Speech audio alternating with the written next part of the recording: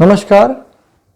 आज हम बात कर रहे हैं बृहस्पति वलय की, जिसे गुरु वलय भी कहा जाता है और इसे रिंग ऑफ सोलोमन के नाम से जाना जाता है। पश्चिमी देशों में रिंग ऑफ सोलोमन कहा जाता है।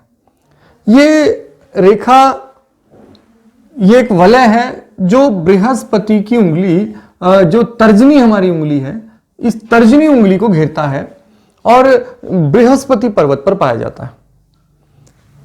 जो शनि की हमारी अनामिका उंगली है, अनामिका उंगली और तर्जनी उंगली के बीच में से यहां से एक रेखा आती है और इसे यहां तक पहुंचती है।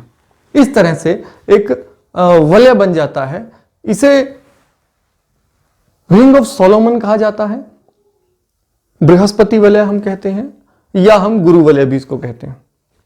इसका प्रभाव क्या है, इसके पाए जाने से क्या प्रभाव रहता है और कैसा होता है, इसके बारे में जानते हैं। इसे बहुत ही शुभ माना जाता है। इसे बहुत ही शुभ माना जाता है उन हाथों में जिनमें पाया जाता है। ये पाया गया है कि बृहस्पति के गुणों को बढ़ा देता है और काफी हद तक बृहस्पति के गुणों को दुगुना कर देता है।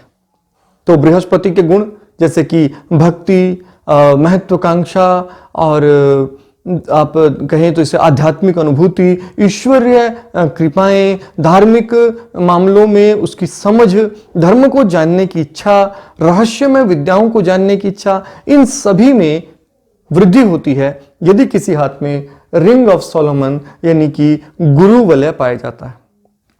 यह गुरु वलय कुछ हाथों में आपको आधा ही दिखाई देगा, यहां से निकलता है। हम इसका उद्गम यहां से मानते हैं क्योंकि हर एक रेखा, अधिकतर रेखाएं जो पैदा होती हैं किसी हाथ में, वो सिरे से आती हैं। तो इसलिए क्योंकि यहां इसको एक हथेली का सिरा मिल रहा है, तो मैं ये मानता हूं कि यहां से उत्पन्न होता है और अंदर की ओर बढ़ता है। जिन हाथों में हमने इसे बनते हुए देखा है, क्योंकि हाथ की रेखाएं सदैव स्थिर नहीं रहती हैं, बदलती रहती हैं, तो जिन रेखाओं में हमने इसे बनते हुए देखा है, उन रेखाओं में हमने पाया है कि यह हथेली के यहां से बनना शुरू हुआ और धीरे धीरे आगे बढ़ते बढ़ते कुछ महीनों में ही इसने कंप्लीट रिंग बना लिया। तो ये गुरु के गुणों को बढ़ा देता है। जिन हाथों में ये कंप्लीट होता है, उन लोगों में धार्मिकता अधिक पाई जाती है।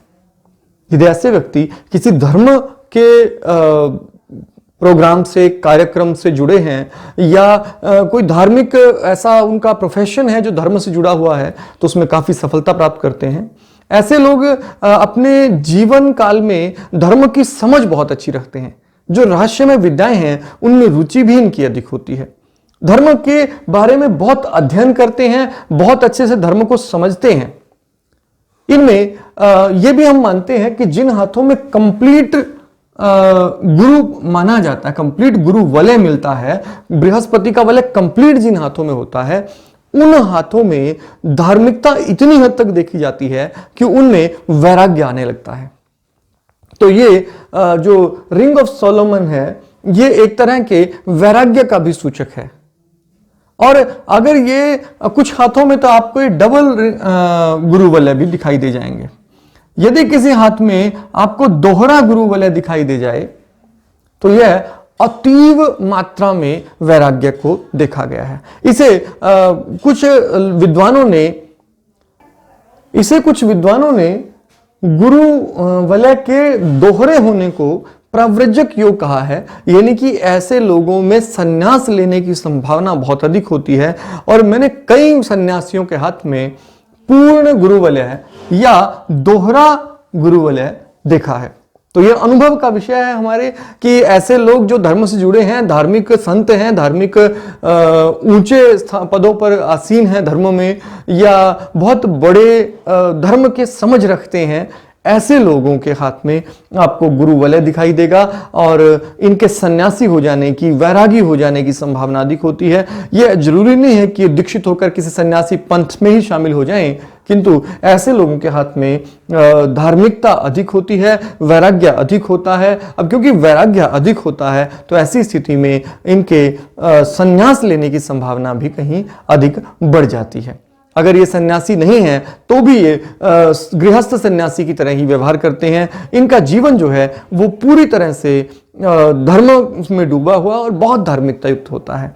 लेकिन साथ ही ध्यान रखिएगा, यदि किसी हाथ में आपको सिंगल ही तो ये ये वलय जहां गुरु के गुणों को बढ़ाता है, वहीं गुरु के संबंध में अति होने की वजह से कुछ अवगुण भी पैदा कर सकता है। जैसे कि यह अति महत्वाकांक्षी बनाता है व्यक्ति को, इच्छाएं बहुत अधिक हो जाती हैं, उसका जो